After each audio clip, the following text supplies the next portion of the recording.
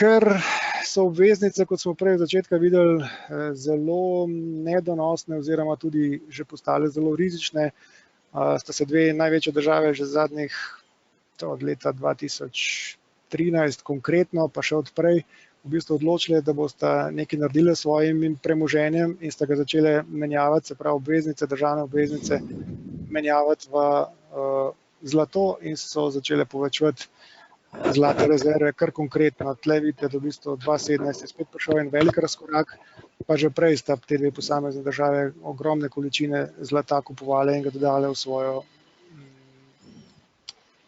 rezervo. Ja, rezervo.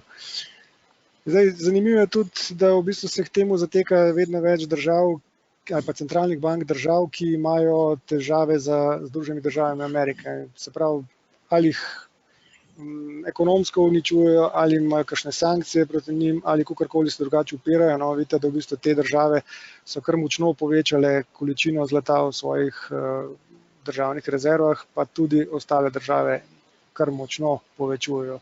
Prav, zlato se kopiči, zlato se ne kopiči v obdobjih, kjer v bistvu ekonomija laufa normalno, kjer je finančni svet normalen.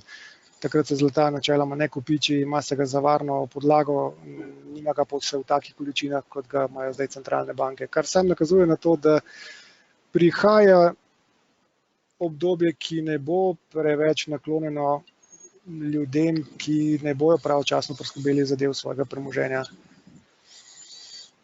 Torej, lahko se dejansko vprašamo, je narejen nov bikovski trend oziroma nov naraščajoči trend pri ceni zlata, na katerega že čakamo kar dolgo obdobje. Znalo bi biti odgovor enoznačen in glasen ja, da. Predvsem zato, ker se vidi tle, da na tem grafu, da je cena v ameriških dolarjih presegla zelo dolgo obstajajočo ceno, odporno vrednost pri ceni 1365 oziroma 1370 ameriških dolarjev za eno trojunčo, se pravi za dobrih 31 gramov zlata. Kar velikokrat se je zaletela na to odporno mejo in potem cena padla, ampak prej slej seveda ta odporna meja popusti in to se je zgodilo v letošnjem letu. In ta trend rasti se še danes nadaljuje. Večkrat gremo še naprej. Ta trend, ta bom rekel preboj se je zgodil tudi v zlatu v primerjavi z evro valuto, pa v primerjavi z ameriškim funtom, kjer imajo še dodatno težavo prihajajoči Brexit.